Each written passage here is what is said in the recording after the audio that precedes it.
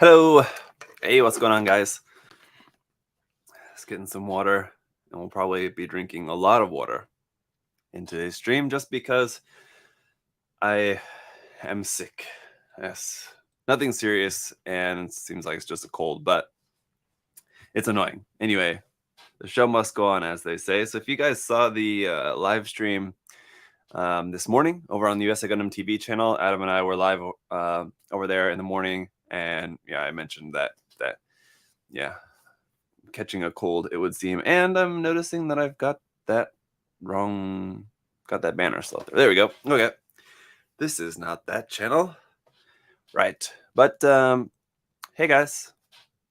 So yeah, if any of you watched the live stream, the first part of this live build the other day, I was kind of sniffling a bit at that time, and I apologized to you guys at that time, saying sorry that I'm sniffling.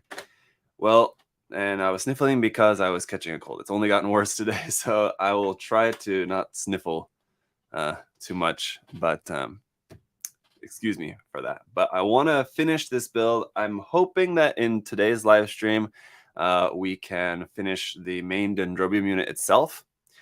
And if we do that, then I'm going to stop for the day because as for building the GP03, I'm thinking I want to do that on probably Monday because I've got the Gerbera as well, the HG Gerbera that I'm thinking maybe today. Here's the plan.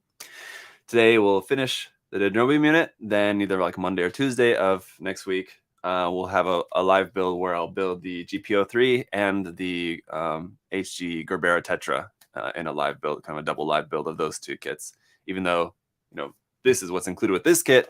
The Gerbera is the Gerbera Tetra, I should say. It's a totally separate kit, but since we're reviewing this, I thought it's a perfect opportunity to review the Gerbera Tetra since I've had it in my backlog for a long time. So decided to dig that up out of the backlog, and we'll do a review of that. But for now, guys, let's go ahead and get right into it because even though we've got a lot built, and I adjusted the camera angle a bit, I think probably as best as I can for now. Let me know if it's kind of awkward or uncomfortable to watch. But I wanted to be able to show this to you guys as best I can. But since it's so big, I mean, yeah, it's just going to be very difficult to show on camera. But at least you can see it, kind of what we've done so far, what we finished from the first live stream. So for now, I think we're going to actually set this aside. I'm just going to kind of put that over here just to the side for now. And let's see. Okay, so we are on step 23. And this is this right? Yes. Bag number 3. So again, as I talked about in the first live stream for this build, I just separated all the parts just into bags. There's 5 of these gallon Ziploc bags. We got through the first 2 in the live stream the other day. And so now we can start on bag number 3. Got all our screws and components and stuff over there. I never did find that screw. The other day I dropped a screw and it's vanished. And today I dropped something else and thought it was going to be vanished, but then I actually found it. It's a master grade Xeon Mono Eye clear part. So it's just like this tiny little clear circle piece. I dropped that and I was looking and looking for like 5 minutes. I was like, man, you know what? That thing is just gone. So, and I was thinking like, it's actually not the end of the world if that piece is gone, just because I can turn that into an opportunity to show you guys, here's something that you can do if you happen to lose your clear piece, how you can kind of make a new one or something like that. And I might still do that just because even though I did find the piece, it is a good chance to kind of turn that into a learning experience that maybe somebody else could learn from my mistake, even though I ultimately did find the piece. Anyway, guys, so let's see. Setsuna's here, Mercenary, Saku-chan, Zigxian. Hey, guys. As you can see, based on these long pieces. So, yeah, that's the unfortunate thing about wanting to have the camera wide enough so that you guys can see what I'm doing is that when I'm working in like a smaller section, you're going to be quite far away. So I'll try to zoom a little bit so you can kind of get a good mix. But anyway, here we have the cannon pieces. So I kind of just can't wait to see how long the cannon is. So I'm going to just go ahead and put that section together first, if you guys don't mind. But man, I can tell you, I'm excited to see it, how long it is, but I am not excited to have to get rid of the seam line on these parts, because that's one section. And then it's got a whole other section with more seam.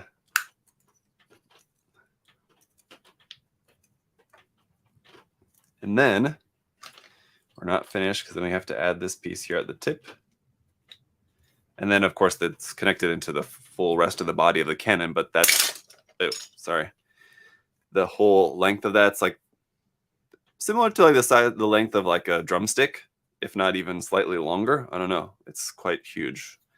Though, let's see if I put that on my mat here. The length of just this section alone is 41 centimeters. So that's pretty tall. Yeah, I'm just trying to think of what I can compare that to, but it's big anyway. But before we get too ahead of ourselves, let's see. I need polycaps, which are over here. We build the sub arms for underneath first. So let's just go ahead and do that. We've got two of these parts here. And PCJ. Gonna need a knife, I think, for this. It would be a long way to paint it. Yeah.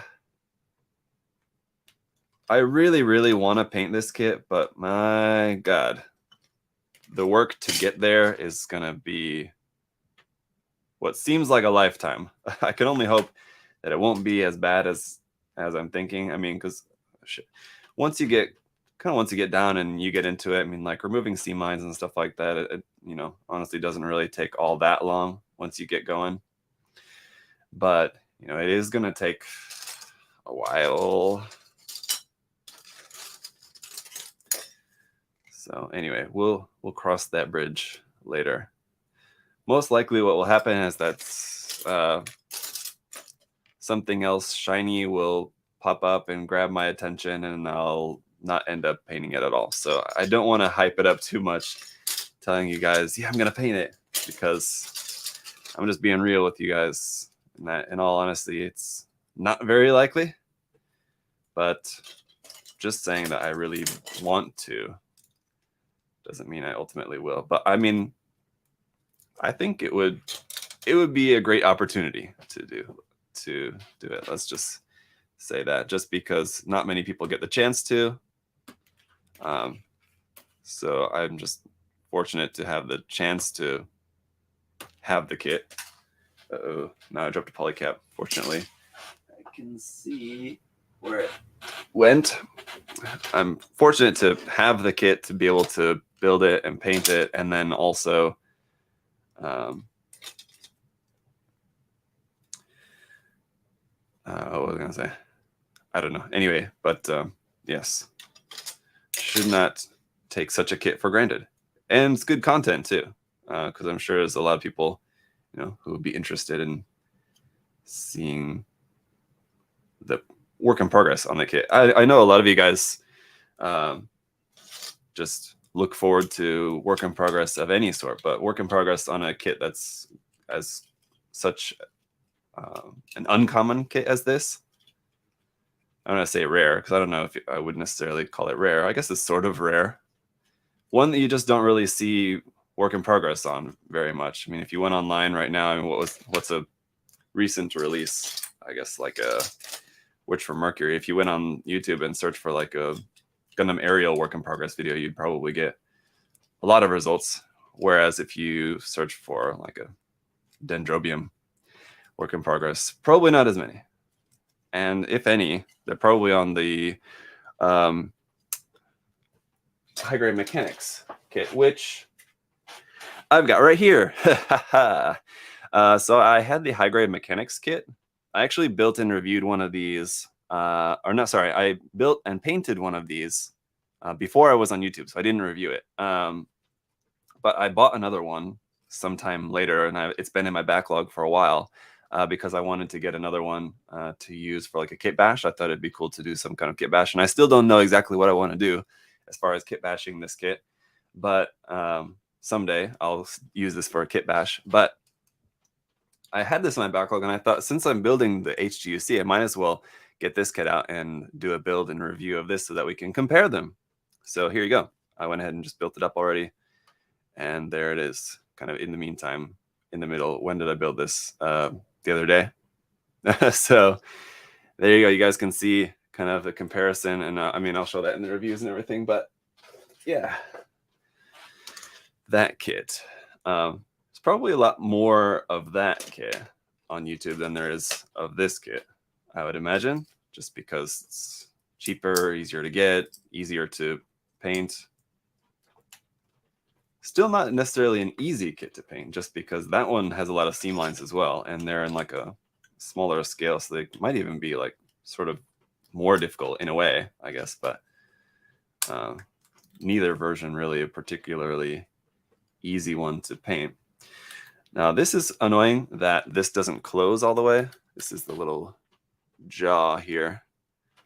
Here we go. You can see for the subarm that should close, but it doesn't. So let me see if I can, if I just don't have this pressed together all the way or something, maybe I can make it so that it is actually going to fit tightly, but not really.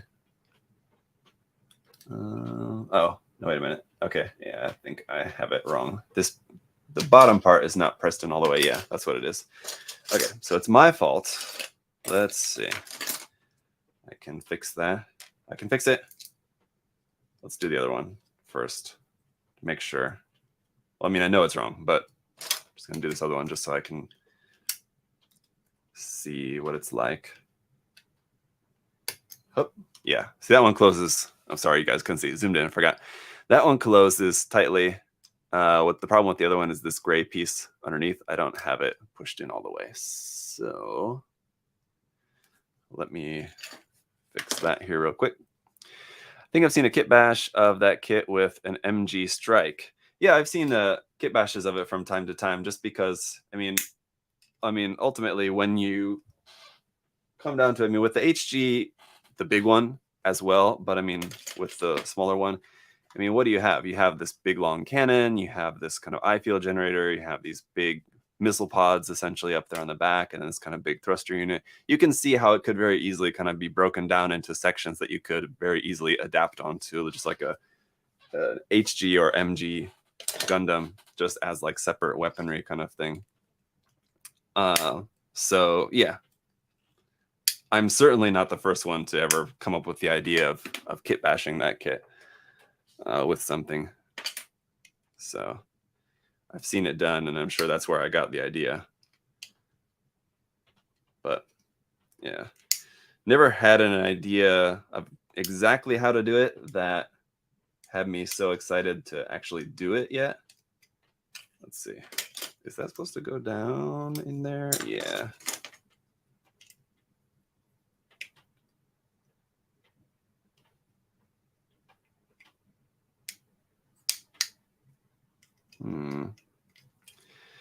So it's going to be a kind of, okay, difficult to get out of there. Maybe it wasn't that difficult to get out of there.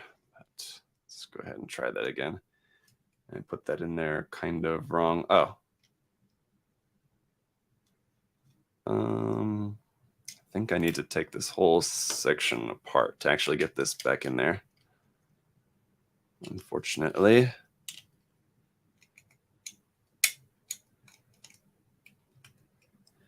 But that's exactly why a part separator comes in handy.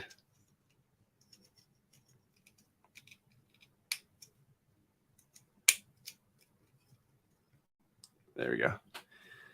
That's better. And yes, closes tightly. Okay, good. Now we're back on track. Duo Maxwell said, I watched the USA Gundam stream from this morning, and you mentioned the HG Death Scythe Hell. I forgot to check, and it's sold out. Oh no! So it did go up on P-Bandai last night. I actually didn't check. I'm not planning on getting that kit, but was there anything else noteworthy that went up on P-Bandai that's still available that I should go and check it? Let's see. Mobile Suit Black Man. Hello. How's it going? Every time I see someone assemble the Dendro before painting it, I cringe. It's not coming apart easily. I know. Trust me. I'm already aware of how difficult this kit is going to be to disassemble. I know. And so if you saw the first part of the live stream, I was kind of already talking about that in certain areas where like you put in some of the screws and then you had to put in like the cap pieces to cover the screws, and there's like no way you're going to get that cap piece off. So then there's no way you're going to get the screw out. Yeah, I know. That's another thing, we'll cross that bridge when we come to it. Worst comes to worst, if it's in an area where I don't really need to disassemble it, we'll just get by without disassembling it, if it comes down to that, but we'll see. Let's see. Do you like the classic old style of painting, shading like in the box art versus the modern, cleaner, sharper painting style? Paul, to answer your question, no, I don't really like the older painting style. That's kind of like I guess what I would think of as more kind of like the traditional pre-shaded look, kind of. It's kind of like Max's original technique, or I guess say Max's original look of like pre-shading Gunpla is kind of what was the norm for a while, especially for like a lot of what Bandai used for their production images for their kits. Like a lot of the older kits all have that same kind of pre-shaded style. No, I don't really like it. It's a bit too contrasted for me. I don't know, I don't like it. So I prefer the more modern, sharper style, definitely more along the lines of kind of like what Naoki does, even on his, weathered stuff. But as far as like the production kind of stuff from Bandai, I like weathering. I'm also a liar. One of these Yeah, Chris, I'm still waiting for you to do a weathered build. Once that double Zeta is done, I'm gonna call you out.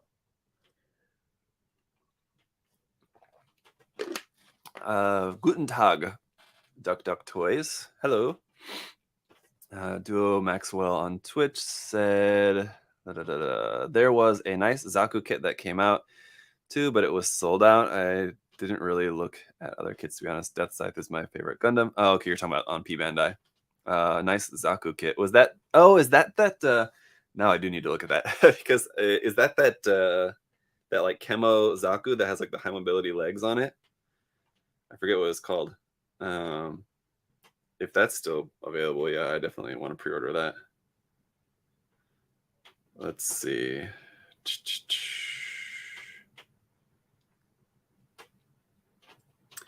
Just checking the P-Bandai site. There's a bunch of stuff here. Let's see. Nothing Gundam related. Gundam stuff. Am I missing it? Or I don't see either of those on here. On the US P-Bandai site?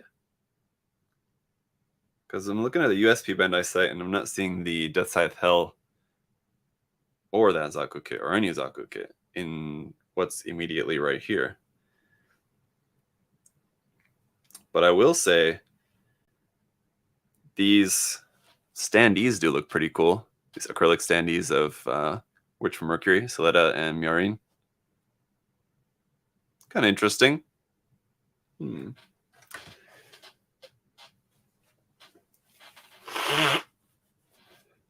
Excuse me. The Zaku Mobility is sold out. It went on sale 2 days ago, apparently. How come I didn't see it on the site? I don't know. Maybe I just have something wrong. Let me pull it up on my computer. It's on the US P-Bandai site, right? And USA. Franchisees. And let's go Gundam.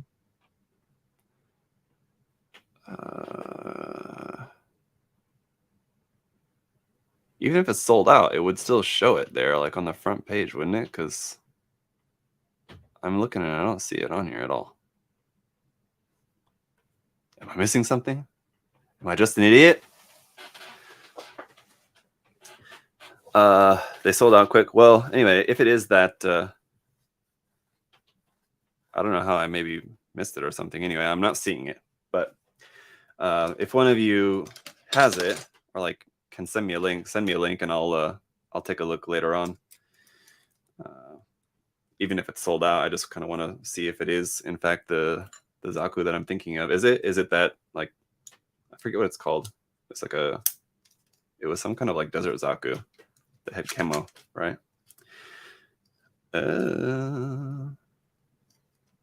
Whoa. That's only supposed to slide. Let's see. Oh, it goes like that, right? Okay. Whoa. Just making sure, putting things together properly. Let's see. I don't think if you put it in the chat, I can't. From how I'm looking at the chat at the moment, I can't click that link. You'll have to send me a link by like a private message on Facebook or something like that, Facebook or Instagram.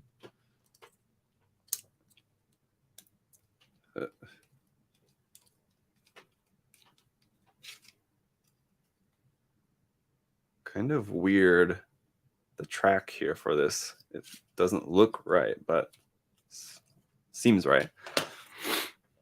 The high mobility surface type, yeah, right. You look at the new arrivals, it should be there. I don't know. Okay. I don't know how I missed it. Like, I'm looking at the page, and I don't know, unless I'm looking at something wrong. I'm looking at new arrivals. There's the Shogun type Spinatio. There's a BB Senshi kit. The first two things are Gundam. But then after that, it's like other anime stuff, Dragon Ball stuff, other anime stuff, Dragon Ball stuff. There's the Metal Build Lightning Striker. Let me just search Zaku. Oh, even if I search Zaku, the only thing that comes up is the Blaze Zaku Phantom. Weird. You need to click sold out. Oh, is that what it is? Okay. Filter. No longer available items. Oh, okay. Yes. Yes. Okay, yep, here it is. Yep. Right. So it filters out stuff that's already sold out. That's kind of dumb. I don't know. Sometimes that's good. Sometimes it's annoying. But oh no, yeah, I really want this one. Hopefully they'll make some more available later on, or I'll be able to get my hands on one way or the other. Because no, it's a really cool design of the Zaku. Man, yeah. Fingers crossed. Don't suppose that any of you happened to order two, did you? And you wouldn't mind selling one? Yeah, I found it. Anyway, yeah, that sucks. That new P-Bandai camphor is going to sell out so fast. Yeah, when that comes out, I mean, honestly, I'm not sure if I'm going to try to get that one or not, because I don't know. It's one of those designs that, like, when you look at it at first, it looks cool. You're like, oh, that looks neat. But then, like, once I was like looked at it for longer than like 30 seconds, I was just kind of thinking like, I mean, I don't know. That's just me, but we'll see. At the end of the day, it's still going to be based off of the MG camphor, which I know a lot of people say they want a 2.0 of. So it'll be interesting to see how many, since there's so many people that say the camphor desperately needs a 2.0, but then they'll be very quick to buy another version of the camphor based off the 1.0. I don't think the 1.0 is that bad, in my personal opinion. Obviously, a 2.0 would be nice, but the 1.0 is not too shabby. It's got the normal kind of downsides of an earlier MG, as in like it's got some seams, it's got some missing color details and stuff like that. It's just in general not the most detailed kit, but these are such cool designs, by the way. I just want to take a moment to know. I love the sub arms with like the because it makes it, you know, oh, you know what would be so awesome for this kit and would not require me to have to disassemble a lot of it, which I love, would be painting this up like Machining Krieger style, painted up, which I know was going to make a lot of people just roll their eyes immediately because they're like, that's all like, that's 2000, oh, I don't know what it would be like.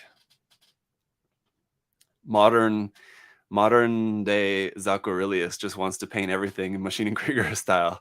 It's true, but I don't know. I can't help it. But yeah, I mean, this would look really cool painted up like a Luna Diver, seeing as how it's a very similar kind of design. It's sort of like a I really like that idea. Shit. Now I'm gonna have to paint it because I'm really stoked on that idea. I was thinking of like how to kit bash it, and I was thinking to like maybe kit bash this with like the hazel.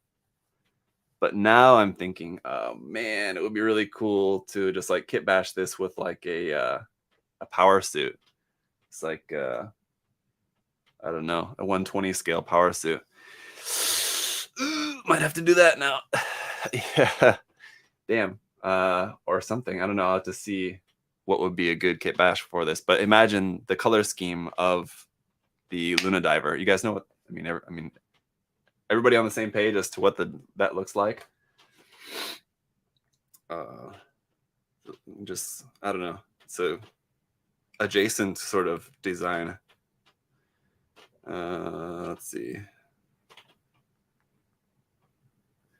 If you take a look right here, let's see.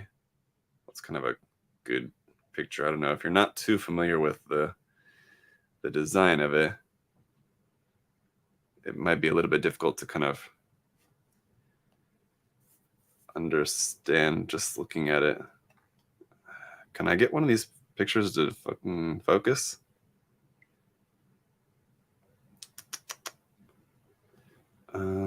Let's go this. Wait a minute. Yeah, this one. Go.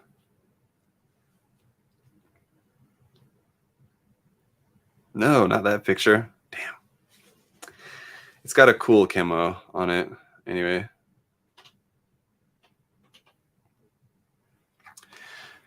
Like that. Can you see that? Or it's better to show you here. Like this. Like that. Would look pretty cool, I think. I mean, either way, no matter how you go about painting a kit like this, I mean, you just have a ton of work to put into it. But due to kind of the way that style is painted, fortunately, at the very least, it wouldn't like I could get by with doing much less disassembly, which would be awesome. On this scale, it would be great. I think so, James. If we're all on, that's gonna be a huge ass Luna Diver or something. Yeah, and actually, I mean, the Luna Diver itself is a pretty big kit. I mean, it's not near as big as this, but it's a pretty large kit. Much bigger or smaller is the Dendrobium than what you expected? Patrick asking. It's bigger. I wouldn't say it's not about my expectation. It's bigger than I remember because I've seen it built many times, like in Japan, in stores and whatever. So I've seen it, but I mean, like having it in my hands, it's bigger than I remembered. Yeah. Let's see. Do it. Yeah, if it's the I think so. Just put the Starship filth wash all over it in your golden. See? Exactly. There you go. Just painting it by hand. Man, painting it by hand certainly would make the painting process a lot easier. Yeah. Let's see. Painting Gunpla for the first time. Had to make my Zaku from the GB mobile game to real life. That's awesome. I'm glad you guys, well, on the one note, I'm glad you guys are in agreement with me thinking that the Machine Krieger idea would be cool for this. But on the note of Gmax, yeah, that's the really great thing about that mobile game is the fact that it's a really good source for people, especially if you're kind of new to the hobby, to be able to have that as a source for not exactly inspiration, but like okay, hang on, sorry. What do I say? Like as a way to kind of help to visualize your idea, because I feel like, you know, once you get a certain amount of experience, and you know kind of how kits go together once you start putting colors on and everything like that, it's kind of easier to kind of just visualize that in your head. But when you're kind of new and just getting started, especially kind of new to maybe not necessarily building kits, but just kind of new to the hobby in general, new to like just mecha models in general, then yeah, having that as a resource that can kind of help to visualize your customs, I think is definitely really cool.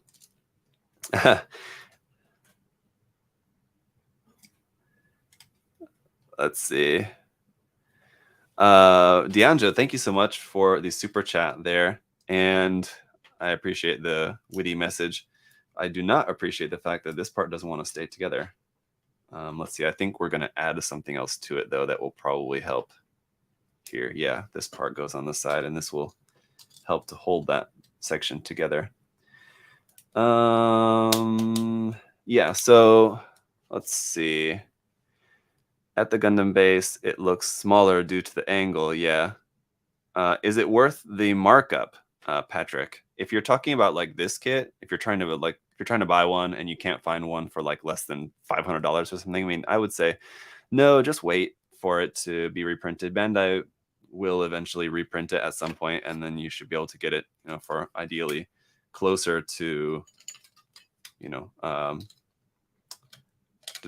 closer to list price, MSRP.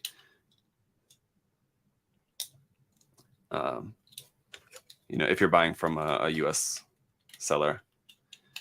So I would just, if it was me, if I were you, I would wait. Or I mean, or if you can find someone, like as I mentioned in the live stream the other day, I was very lucky that that there was someone who's one of my Patreon supporters who's in my Discord, who happened to have this kit. I was actually looking for something else, and then he happened to have this kit as well, and he was very gracious in selling me this kit for essentially MSRP, if not even slightly less than that. So I was very, very lucky, and he was very kind to do that. So very thankful for that. But yeah, I mean, if you can't find one at the moment, and if you want one, you can't find one for, you know, close to MSRP, I would just wait. Look around, though. I mean, you might be able to find another kind of soul. I'm sure there's somebody who, you know, has the kit who might be in the market to sell one, to sell theirs. It's just a matter of, you know, if they're willing to sell it at, you know, what price. Time will tell. You'll have to find out. James, with your comment there about no, hand paint the detail parts, I would definitely hand paint. I mean, like, if we're talking like Machine Krieger style, I would just hand paint everything, yeah, including the detail parts. And like probably, I mean, there would have to be like some, I guess not, there wouldn't have to be. I would want to do some modification as well, just in terms of like adding a few parts here and there, something just to kind of give it a little bit more Machine Krieger style. And yeah, I would want to like put an SAFS, like a 120 scale suit in there somewhere, something like that, kind of in the front where the Gundam goes. So yeah, there would be some modification required, but I do really like the idea. Anyway, okay. Let's see. Dianjo, I'd throw more money, but I get paid tomorrow, and I want to get my hands on the HGUC DJ. Hey, no worries, man. I always appreciate the super chat. Thank you, and enjoy the DJ. Great kit, by the way. Not a design that I particularly love as far as the mobile suit goes, but the kit is awesome. Okay, screw number 3. Okay. Up next, let's see. Patrick, just grab my screwdriver. Let's see. What did you say, Patrick? Just like they were going to reprint the MG. Yeah, I know. I mean, saying they're going to reprint it eventually. I mean, it is true, but you're right. Who knows when that reprint may ever come, but okay, so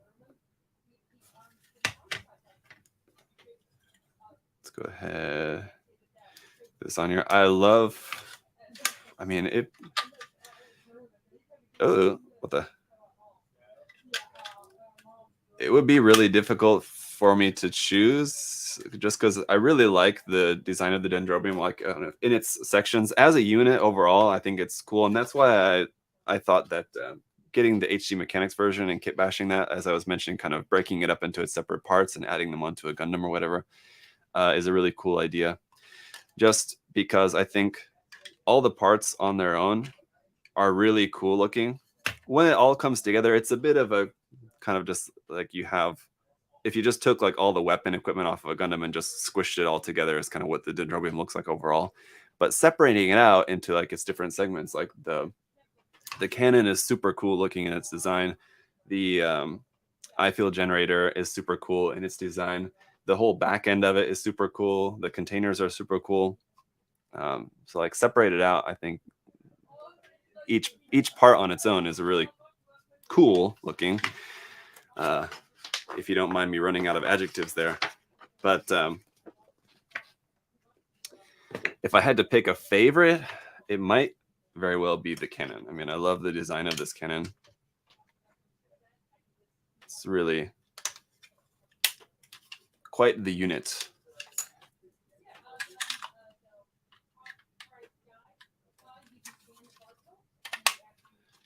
So there you go. I mean, take a look at that. But what I was like 15 minutes ago, before I figured out that what I want to do is the okay, so this is pretty cool. Hang on. So when you insert the cannon barrel, you have to insert it and then you turn it and that locks it into place. That's pretty cool. And there we have, oh, wait, sorry. No, I was going to say finished. Not quite finished. Here we go. Finished cannon.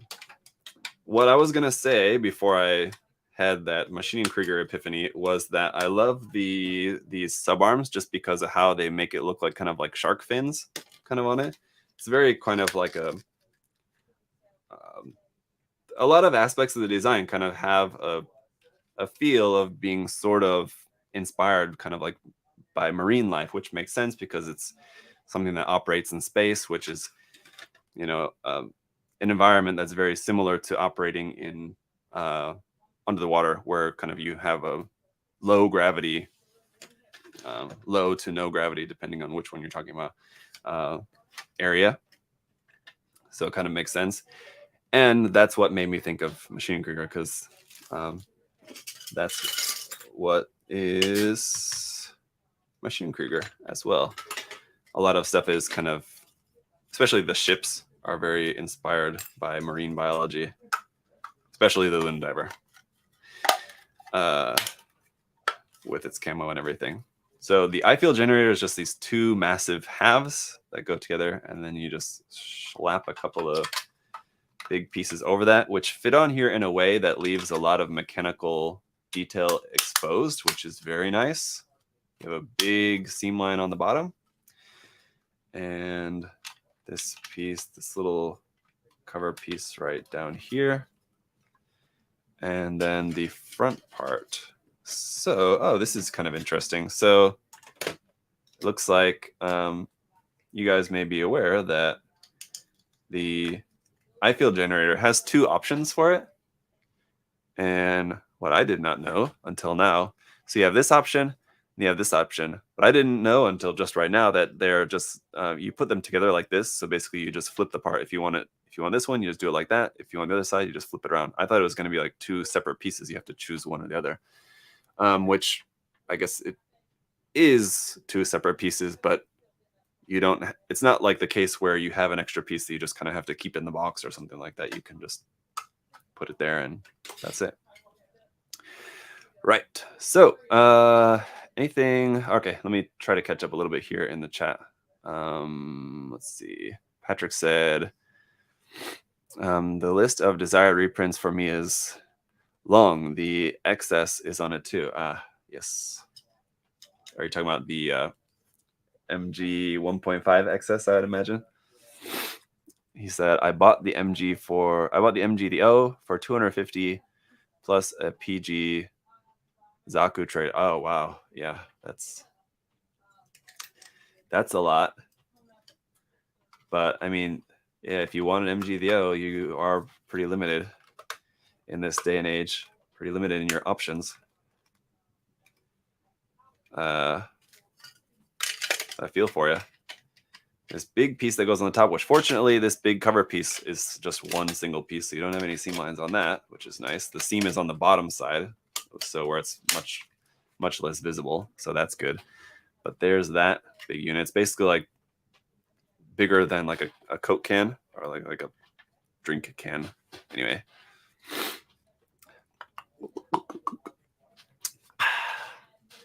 I was fortunate that I bought the MG the O right when it first came out. And it was actually just kind of like on a whim.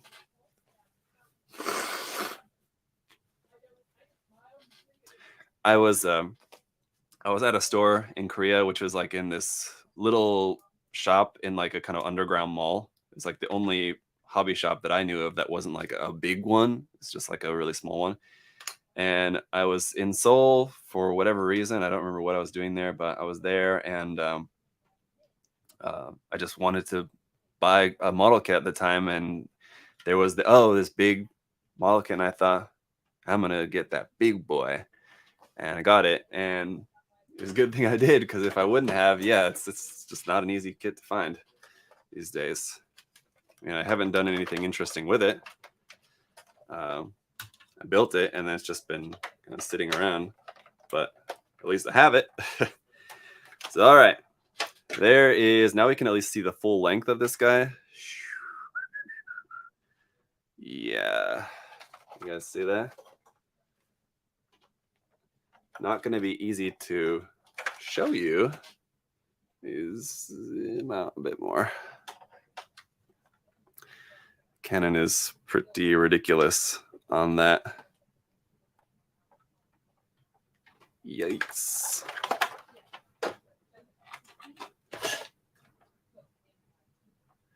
Pretty crazy. Oh, we could actually put the sub arms on here as well, because I think, let's see, there's nothing else required for that. Up next, we just have the containers. Yep. Ouch. Damn. That's dangerous. Yes, sub arms. Okay. The way that these tuck into there, though, is kind of a bit weird. The mechanism for them. So let's see if I can figure this out.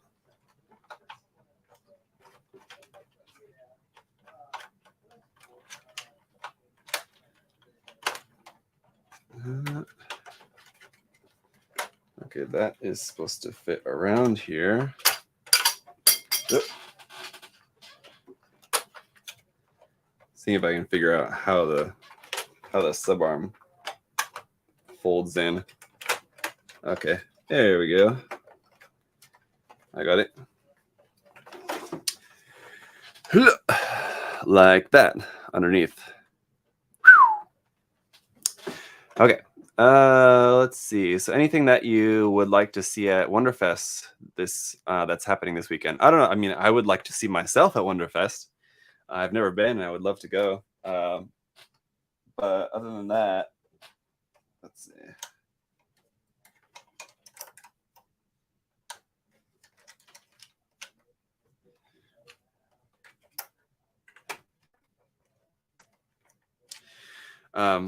I mean, other than that, I mean, I don't know.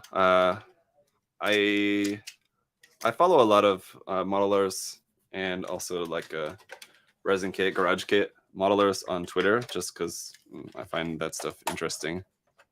I have a handful of like garage kits, more than a handful, but I'm just not very good and just don't really have the time really to work on them. Unfortunately, it's one of those things that like I keep buying every now and then, thinking that someday I'll have the time to work on these, and that day is probably never going to actually come. But I know there's more than just those at Wonderfest, but that's kind of like one of the main things of Wonderfest, right? Is all the awesome garage kits. All right.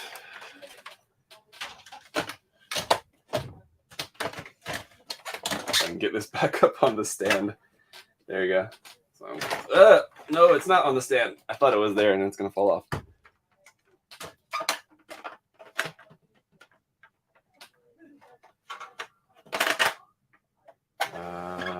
There we go. Whew, that's a big boy. Okay. Yes, as I was saying, I'm trying to get caught up in the chat. I'm missing a lot there in the chat. Sorry, guys. But if you guys have questions in the chat, feel free to put your questions all in caps so that it's easier for me to pick out. So it's easier for me to pick out in the chat if you have questions. You know.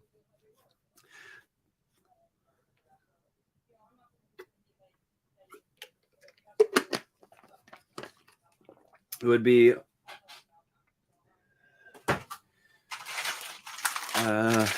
it would be interesting to compare this with the Deep Striker, but unfortunately that would require me to put my Deep Striker back together, and it's already kind of like half disassembled, so that's not going to happen. Sorry. Where is Wonderfest? New asked. It's in Tokyo, I believe. Isn't it? I believe it's in Tokyo. It's in Japan anyway, or at least the Wonderfest that we're talking about is in Japan. I'm gonna put some of these larger pieces off to the side for the moment, so that we can see what we're doing. Because you first have to build like some of the container parts here. So let's see. This guy, no, not that one.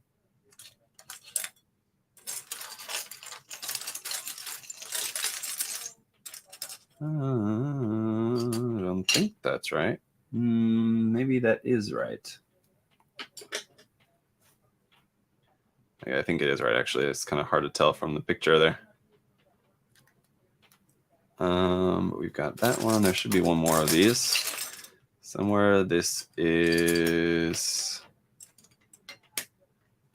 not ×2. It seems okay. Wait a minute. No, it seems like it should just be ×2. Why is it not ×2? In your manual, you're building two of the exact same thing. Oh, there's two slightly different things. Okay. Hey. If the piece that I need is not here, that means it's in the other bag, which I may have done that accidentally. Yeah, no, these are them. Okay. So these pieces, screw number 1, which we've not used any of yet.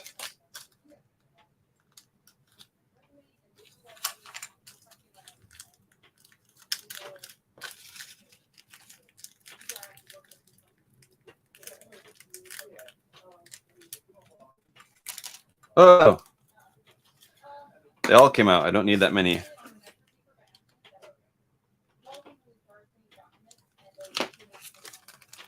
Yeah, let's try to put some of these back in here. I'm sure I'm going to need them soon-ish, but I'd rather not run the risk of losing any. Okay.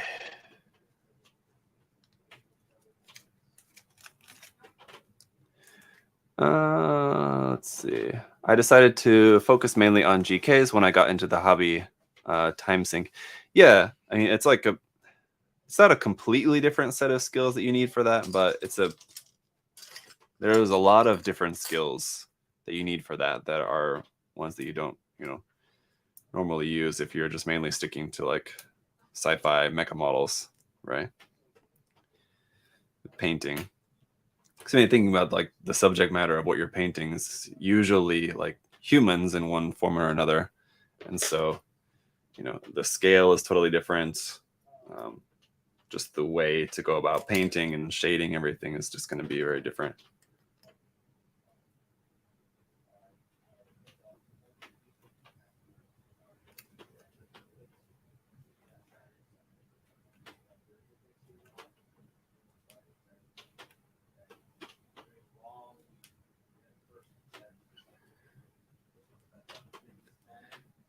I think probably for these screws, since they're smaller, I should probably switch to a smaller screwdriver just because they're quite tight and I'm worried about stripping them. Yeah, this is much better, but still kind of very tight.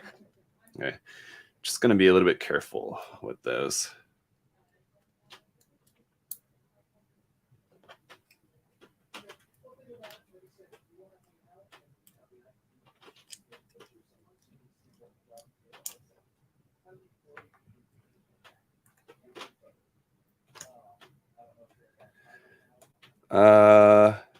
Syntax Gaff. Yo, Zach, what's up? Hey, what's up?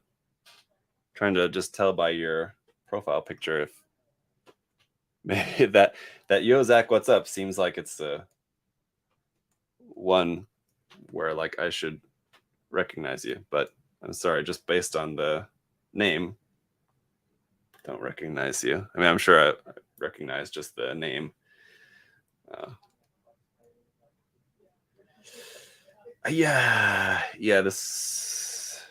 all the screws so far on this kit have been good in that they're not too tight.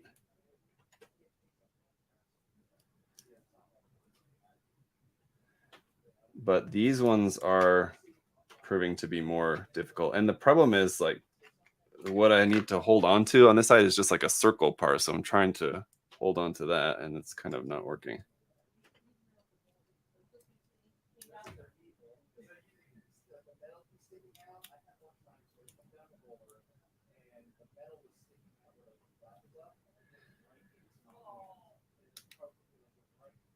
But okay. Yeah.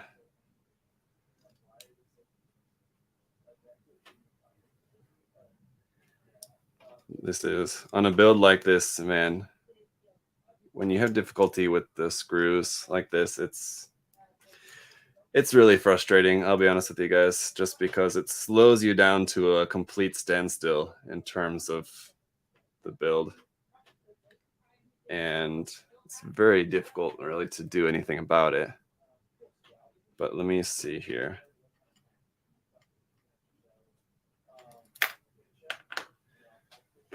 Let me see. What I'm going to try is drilling out the hole just to give me a little bit more space. Even if that makes the screw not super tight, that's fine because the problem is that it's too tight.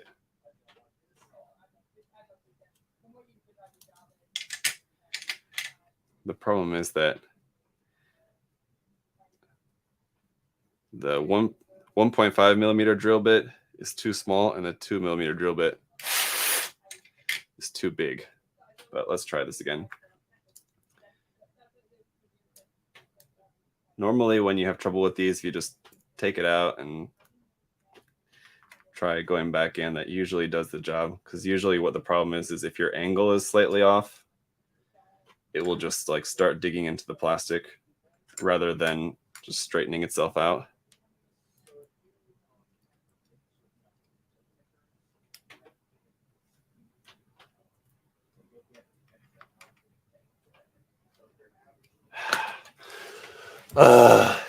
This is so annoying.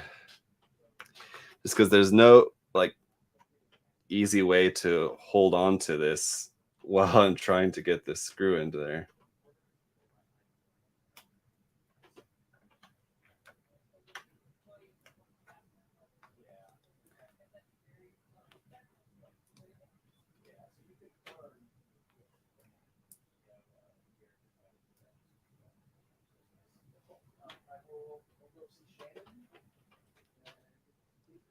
Damn.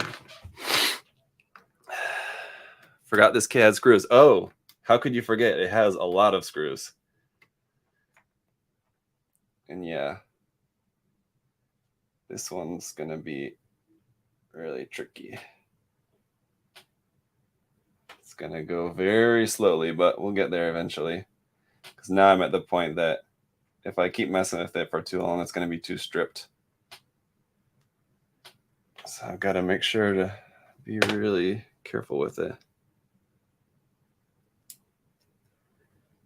But it's still got a long way to go, unfortunately. Okay, let's see.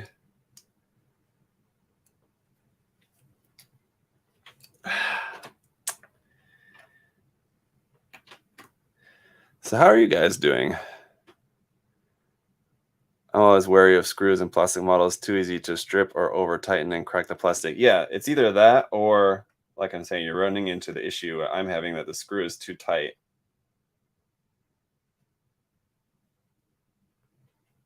And yeah, I guess, I mean, stripping the screw, right, is exactly what you're worried about, but fuck. Now I'm wondering if it's worth it to try to back the screw back out again and drill the hole out a little bit more, or if that might make me end up stripping it even more.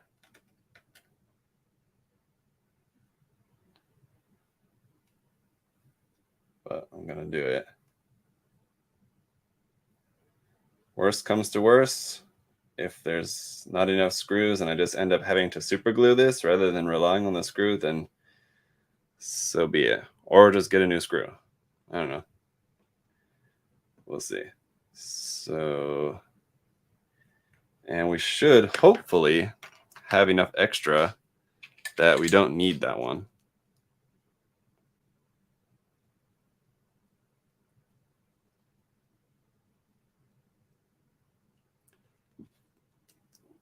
But I'm going to drill that out a little bit with the 2mm drill. Put in a new screw. And we only need you to go in so much. Yeah, that definitely helped. And the problem could be is that I maybe have drilled it out too much, but if need be, if the screw is like not gonna stay in there, then yeah, I can just add some glue or something, it'll be fine. I'd rather have that than having the screw sticking out or something. Okay, so now that we can finally move on, these pieces, just as a precaution before I even attempt to put those in there, should be careful that these are the longer pieces.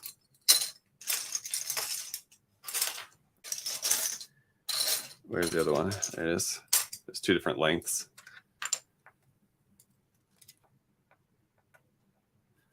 It's going to go ahead of time and drill this out a little bit.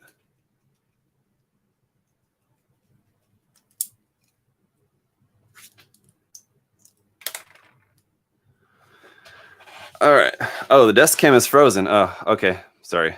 Again, that's a shame. Let's see. It's not on my end, so that means it's something with OBS. So let me, yeah, let me go ahead and do this. We will turn this off. And unplug that. Give me just a second. I'm just going to give that a second to think about what it's done. Put the camera in timeout for a moment.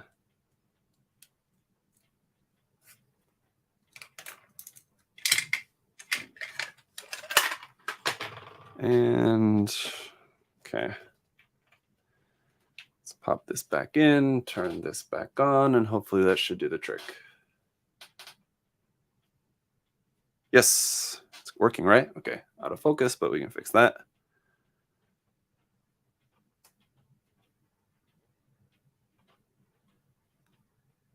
Wait. There we go. Okay, we're back.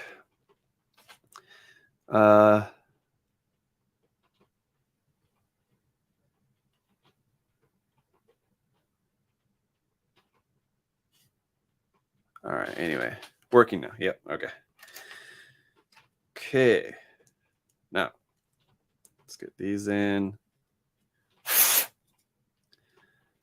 so that we can move on. I want to at least get one of the containers built here, and we've got some time, so we should be good. Don't know if we'll make it to get them both. It depends on how much trouble we have with the rest of these container parts.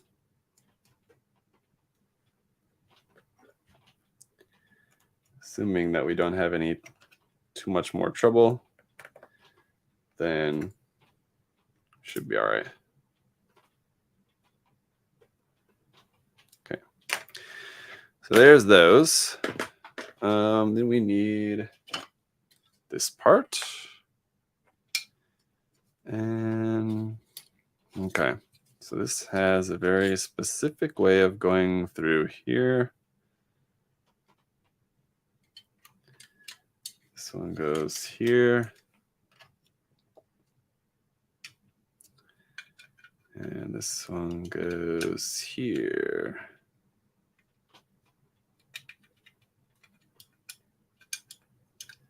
Hello. Uh-oh. That's upside down.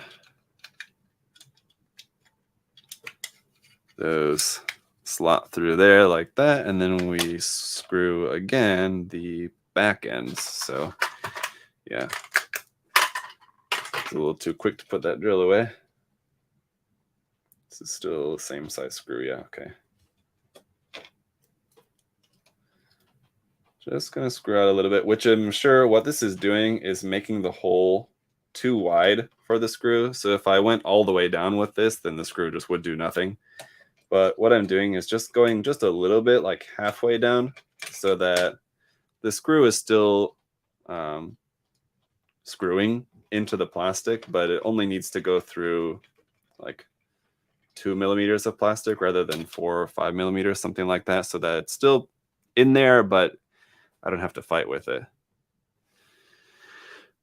Okay, so let's find the pieces we need here first, just to make sure.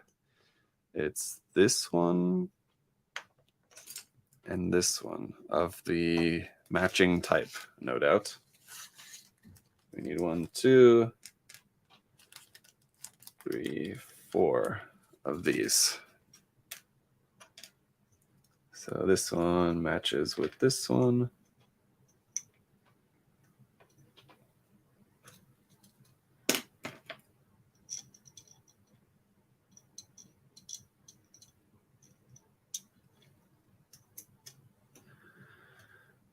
All right.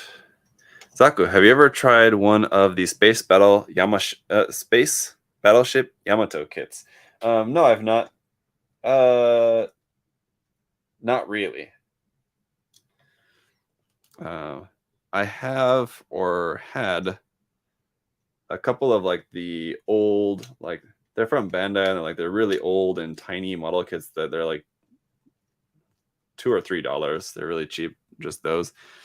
I bought a couple of those just to use like for kit bash parts, basically. So that's kind of really the only Yamato thing that I've ever really messed with. It's not really to my taste. I don't really care so much for that kind of model kit.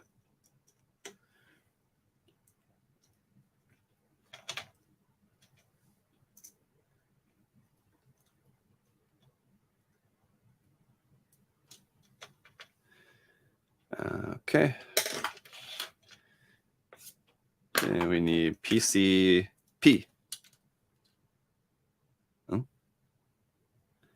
Huh? 4 of these.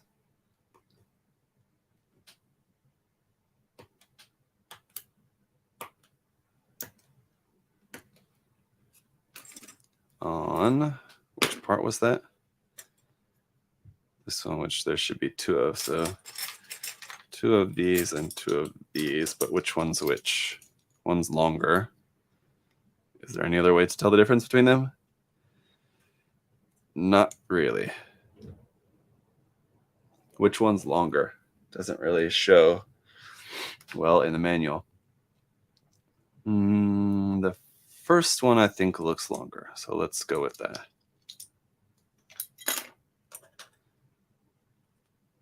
These are going to fit onto here. I remember a video of you trying the old Mecha Kole ones. Yeah, I think that's probably is what it is, if that's what those were.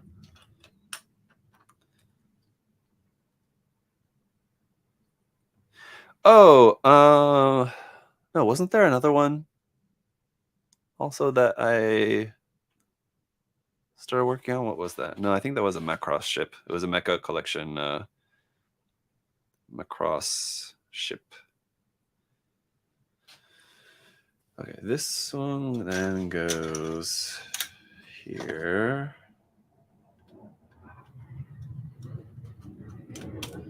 You guys, geez, can you guys hear that fighter jet flying over? And then PCA. Where we are here in Daytona is right near the airport. So there's just constantly airplanes going over. Usually not like commercial flights, although like commercial flights do fly out of there. But normally what we can hear is like a private aircraft, stuff like that. But every now and then you hear like a really big, loud jet.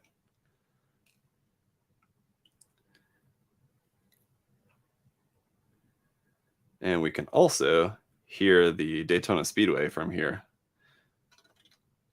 Once it, when there's a race going, or even just whatever practicing or whatever they're doing there at the racetrack, you can hear the race cars here. And they get to be pretty loud as well. So those are going to rotate. These are basically our mechanisms for the doors on the front of the container, basically. So those are going to rotate to the front. We've got this piece, which is going to connect onto here. Okay.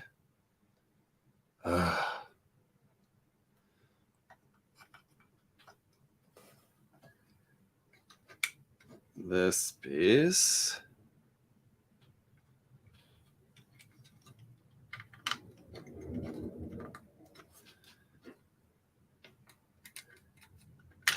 Yeah. Yeah.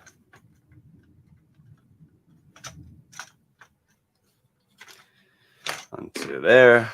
And a bunch more screws. Number 2 size. How many of those? 1, 2, 3, 4 into the doors on the front.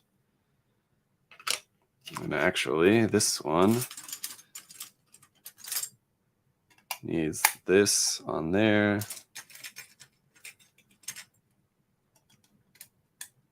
And this piece here.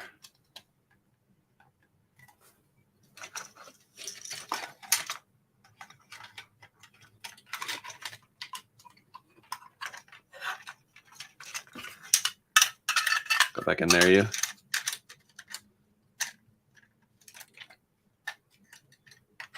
It's going to be like that.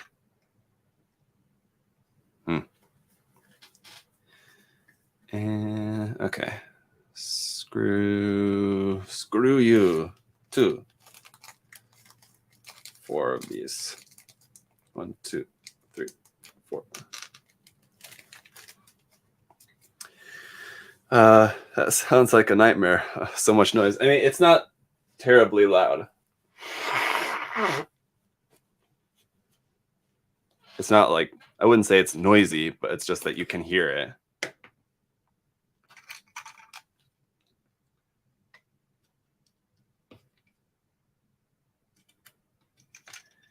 What would suck if it was so noisy that like you could hear it in the background of my videos. Then I would have to like, anytime I was in the middle of a take and a plane flew by or something, I'd have to retake it because you hear this big plane sound in the background. That would suck. But no, it's not that loud. That one, maybe. That one was quite loud, yeah, when it's a jet. But like I said, those are pretty uncommon.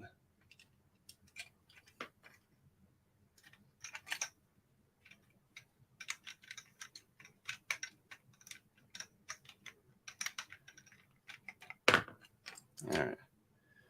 One more screw here. Glue it. Can you make a model train of Choo Choo Charles if you can? No, I don't know what or who Choo Choo Charles is, and model trains is not my thing. So no, sorry. Tips for someone applying their first dry transfer. Yeah, make sure that the dry transfer is like taped down really well first, so that once you start like kind of scratching it, as it were, that it's not going to move. And then don't take it up until you're sure, or like as sure as you can be, that everything is that the decal is all down. So I mean, like, go extra over it just to make sure. Okay.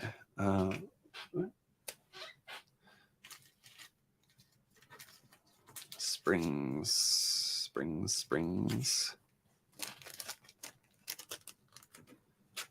Times 8. Oh, Jesus. But I think I only have 4 here. I separated it out. 4 for this container, 4 for the other. 1, 2, 3. Or maybe I just put 3 here. No, 4. There's 4. Where's the other one of those? Right here. Okay. And this one. 1, 2. 1, 2, 3. And 4? No. Where is it? 4. Okay. Okay.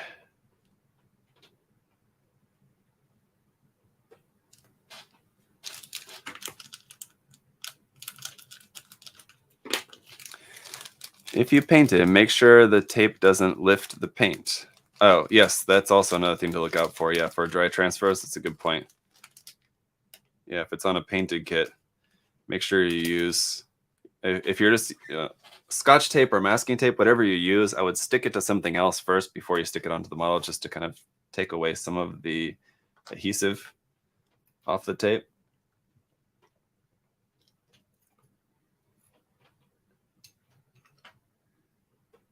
Let me see. It should just go in here like this.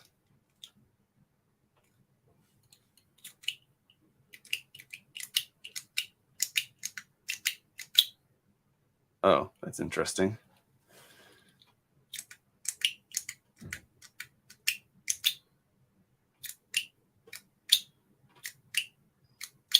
No, that's what it is. Push down and push it down once and it stays locked in. Push it down again and it pops out. Okay. It's not painted. Okay. Yeah, you should be good then, John.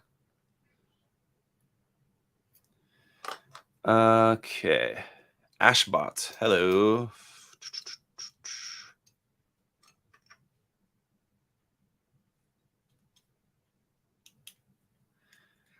Dry transfers are kind of fun once you get into them, but I still prefer waterside decals. Yeah, I'm totally with you on that, Jiku.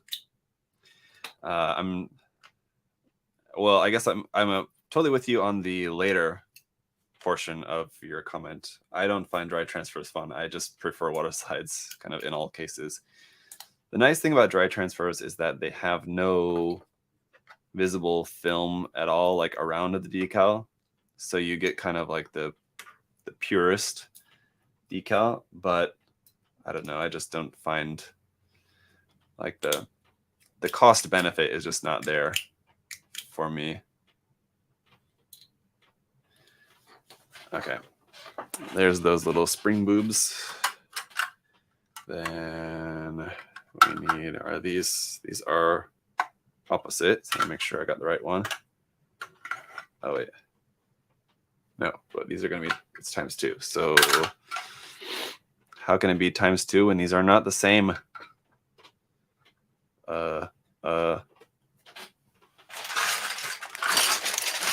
That means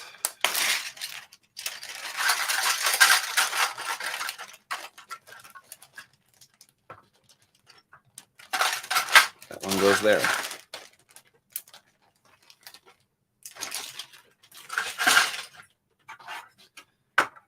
These go here.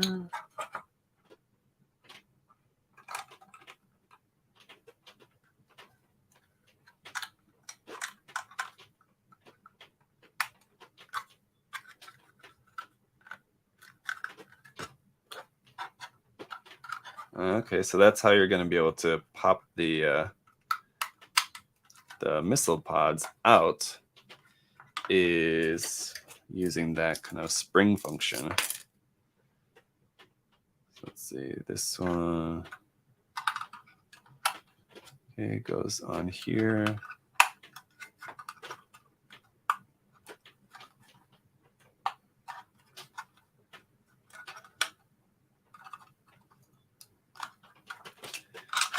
That and the opposite side.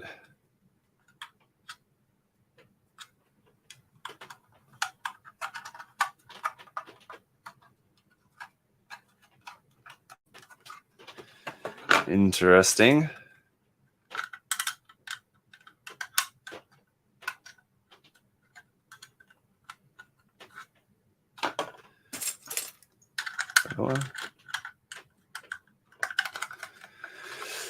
Oh, hello all, late again, Christian. How goes the build? The build's going all right. The annoying screws demotivated me a little bit, but it's coming along. This part of the build is just, I mean, the containers is kind of one of the more somewhat complex areas of the build, where it's not that it's overly complex, it's just that this kit is from a time when Bandai just didn't make their manuals as clear and easy to follow as they do these days. There's that. And it's, I mean, even if it was, I mean, I don't know, if it was more clear, I mean, I guess it's just such an odd thing to build. I've just never built anything quite like this from Bandai, so kind of makes sense that it would be a little bit more, not challenging, but it's just different. Like with building a Gundam kit from Bandai, I kind of generally know kind of how everything's going to go together because I've built a million of them. With this, I've never built something quite like this from Bandai, so understandable that it's going to just be kind of different.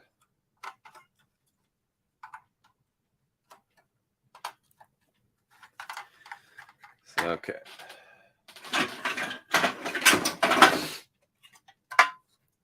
Need our two halves, and somehow I managed to grab the two correct ones for this side.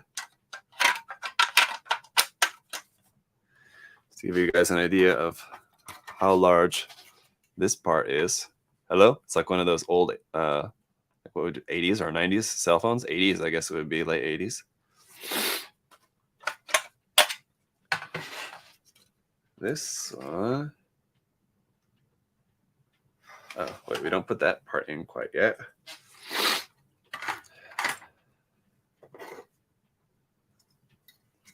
This part goes in here.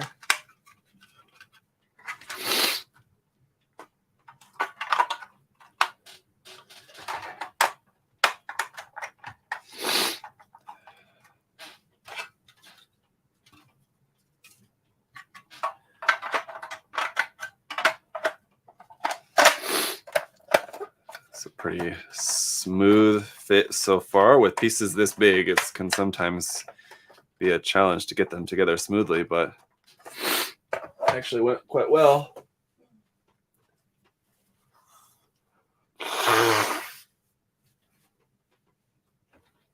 Excuse me. Did you get that part you put in wrong sorted out yesterday? Oh, yeah, it was fine. At the very end, yeah, I figured out that I'd put a piece together wrong in like the connection arm for the sub arm underneath, but no, I fixed it right away. It was fine, actually.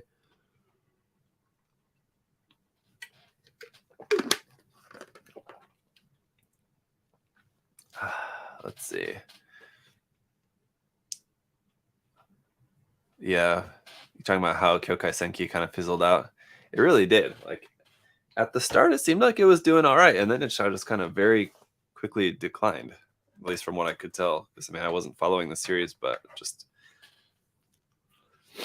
following the model kits and everything anyway. So we're gonna open these front hatches, right? That's gonna go up. That's gonna open up.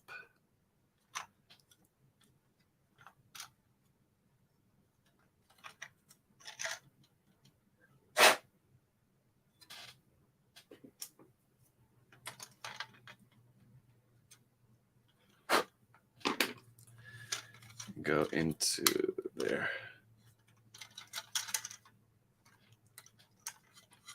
Okay. Then this should just fit into here.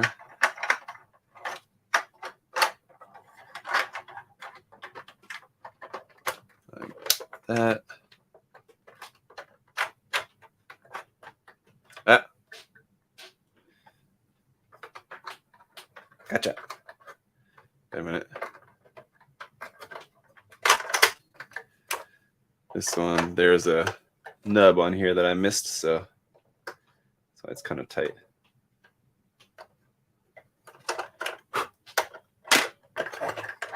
So you can see how when you press these, it pops it out, or at least it should. Like that. Why is this one not working? Pops it in. Pop it out. Pop it in. Yeah. Yeah.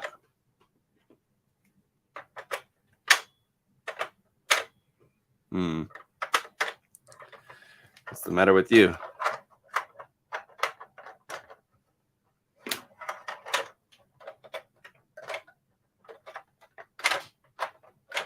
Hey. Problem is, that's way down in there now.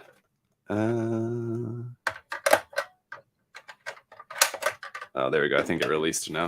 It was just kind of hung up there for a second. Let's try it again.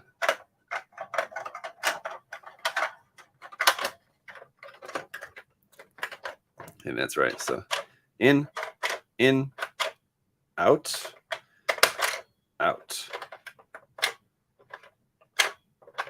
Oh, it's stuck again. No, I don't know. We'll see.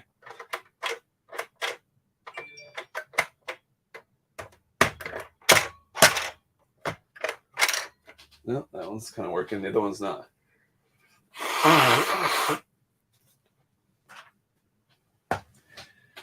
Sorry about that.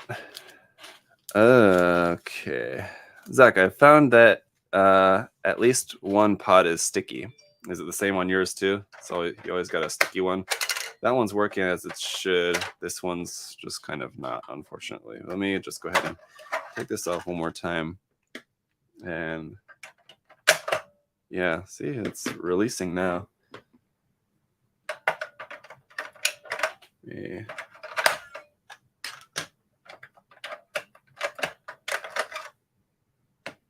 I need something smaller.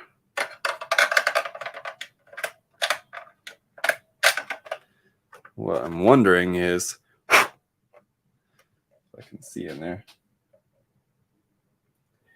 If it's just a matter of like something's just not like just like a millimeter off or something like that, not plugged in all the way. And I think what it might be is that this part, like once something's actually in the container, it'll kind of have a stronger force to push on that as it's meant to be. But okay, for right now, let's just screw it down and then move on. We need 1, 2, 3, 4 of these. Okay.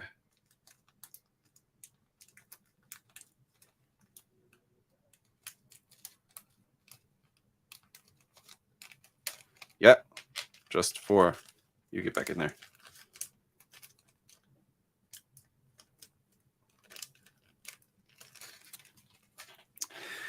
Okay.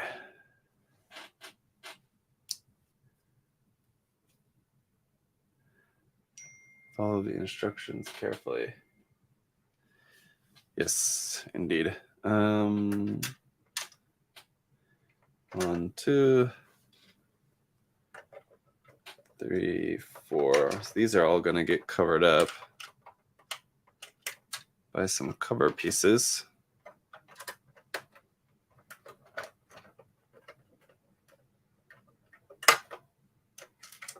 No, stay in there.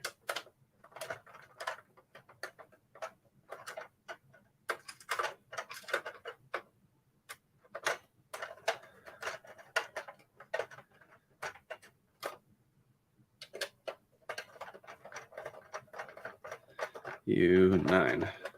Okay. Let's go ahead and cover up these ones that are just kind of dummy ones.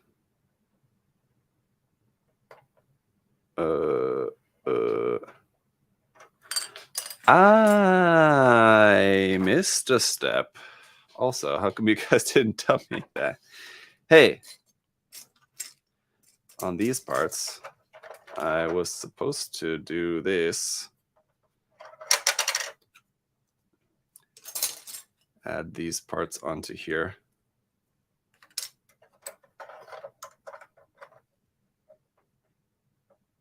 Where this goes. Now I'm kind of having to do it backwards. Let's see how this goes.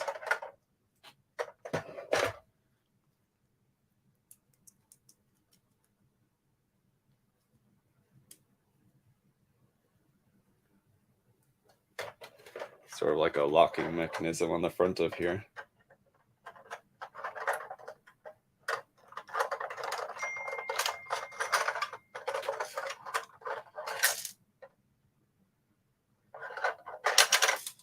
Oh no!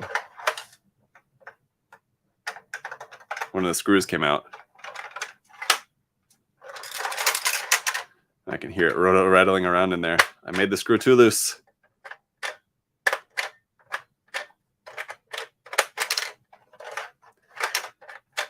Which one is it now is the question. It's this one. And that's probably why this one's not clicking into place, because the screw is kind of loose on it. I'm just going to leave that like that for right now, because it's really not going to bother anything too much so long as the other screw doesn't come loose. But yeah, my drilling of the screw holes was apparently not a good idea.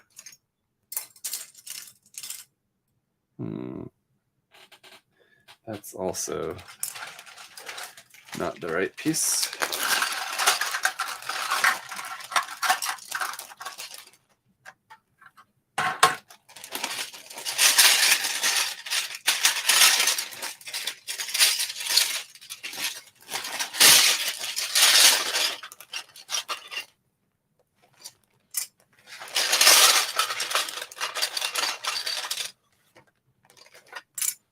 That is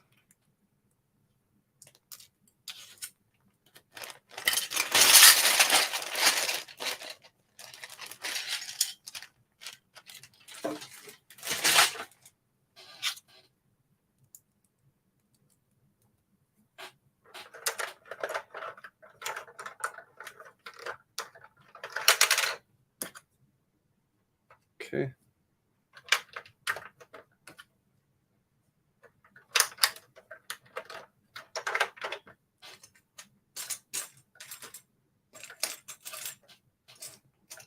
should be another one of those, but I guess not. So, okay.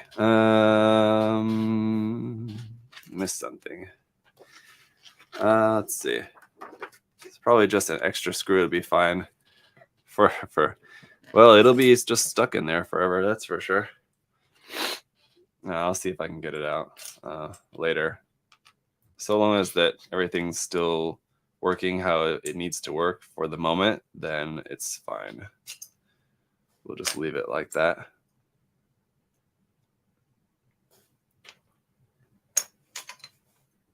This is right.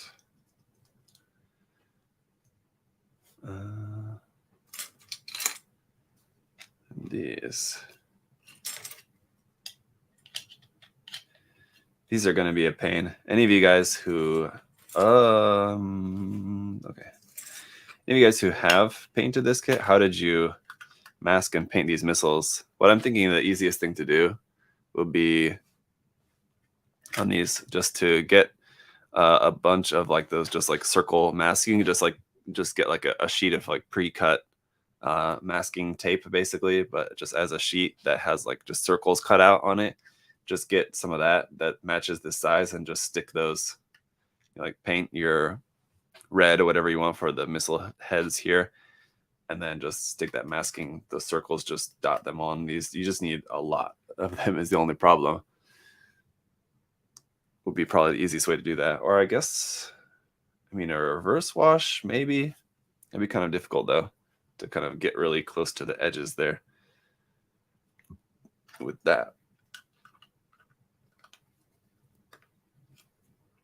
And see this guy. That's in there. And this one, see, fits this way. And there like that. And this one, we need a bunch of these. How many of these? We're supposed to make 6 of them. I think I separated them out so that there's, or maybe I didn't. I think I put them all 6 here actually. 6 of these. Guys, this is going to take a second then to slap together 6 of these. What about liquid mask? I mean, liquid mask would work, yeah. I feel like just like a pre-cut circle masking tape would really be the easiest. You just need a lot of it. If you have one of those circle cutters, you can just cut it yourself. Just cut a bunch of circles. I know that usually takes a while. Either way, whatever way you choose to go about painting that, it's going to take a while, so kind of no way around that, I guess. For this, let's see. That's like that.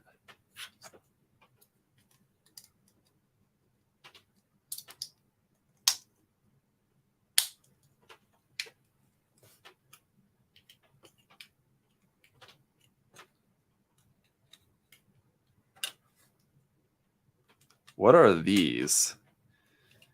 Like in the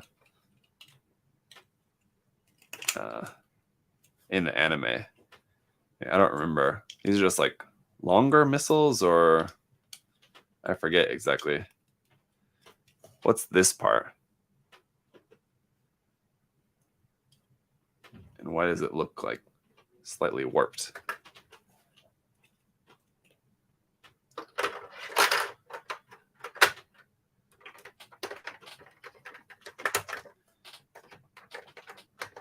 And why is it stuck?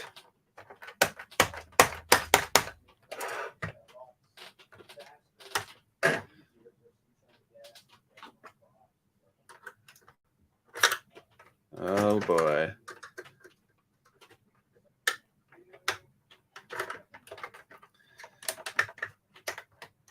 Oh no, you didn't. Come out of there.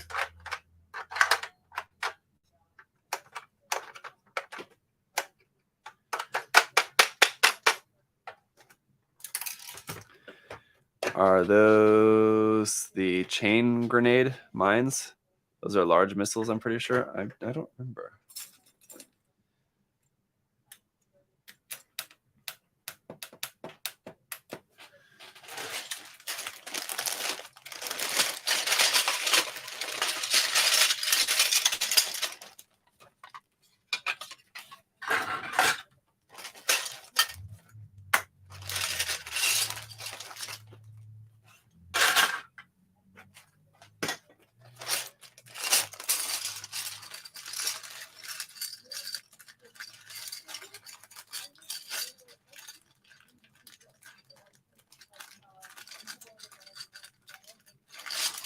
A couple of these parts that I need, I put into the wrong bag.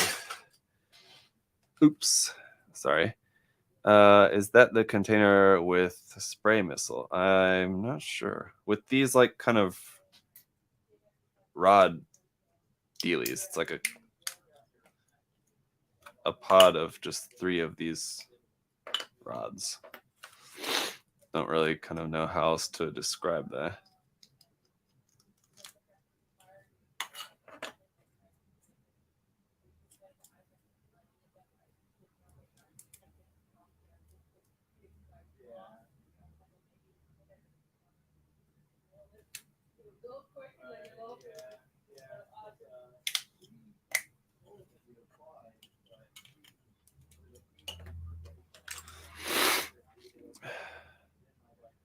You need some shaving. Told you. Is that what it was?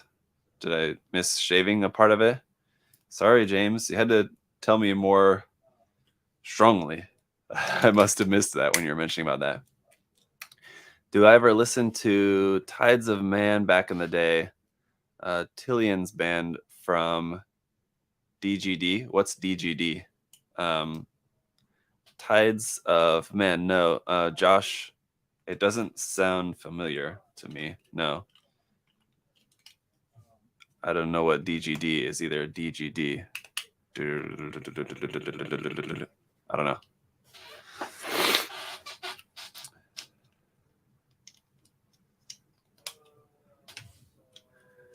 Let's see. Dance Gavin Dance. Oh yeah, the name is familiar, but no, it's not a band that I was ever into. Yeah, these are. I mean, oh, I know why it's getting stuck is because this is like kind of warped. Why is that? Really shouldn't be like that.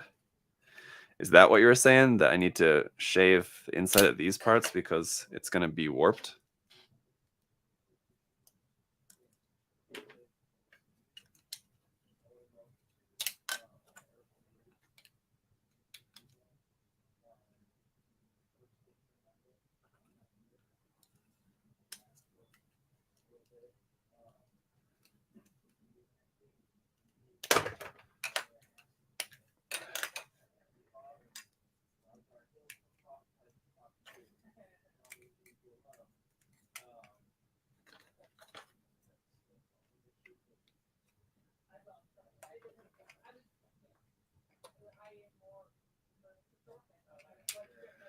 Wiki, a 3-tube large missile pod. Okay, well, yeah, I guess there you go.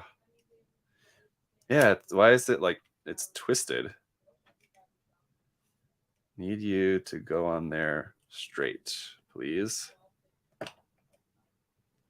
There we go. That's much better. Yeah, the other one is also like slightly warped. That's why it's not springing like it should and also not coming out. So now I'm wondering how to get it out of there. Let's see. Let's see if this will work. Come on. There you go.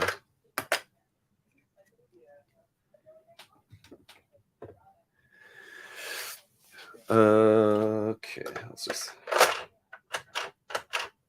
That's fine. Just the springs are kind of janky and like.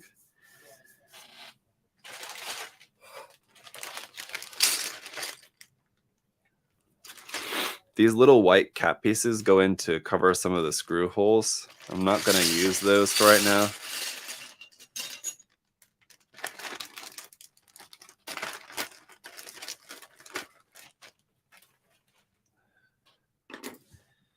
But what I do want is these.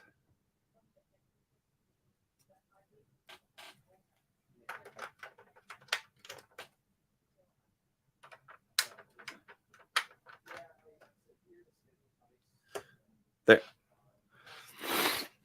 Okay, before we get to the second container,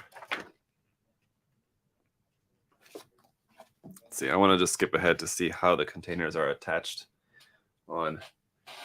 We've got this big piece, and what we do is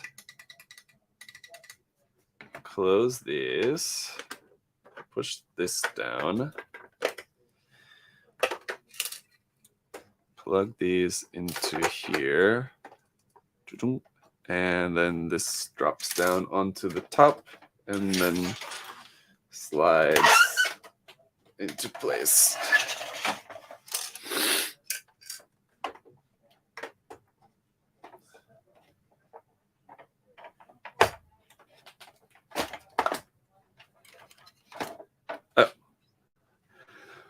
Whoa, boy! This thing is way too big. Oh, okay. All right. So I'm going to finish the other container off camera just because my nose is runny and like it's kind of bothering me. So at least we can see here. Let me see. I'll adjust this a little bit, hopefully, so that you guys can sort of see the size of the container. But if you can look at this like that here with me, how big this thing is, and substantially more heavy. Disassembly still in mind? Yeah, I'm still keeping some disassembly in mind because like even if I'm doing the like hand painted like Maschinen Krieger styling for this, I'll still have to disassemble some stuff. At the very least to do like some seam line removal and some like just sanding, stuff like that, mold lines and all that. But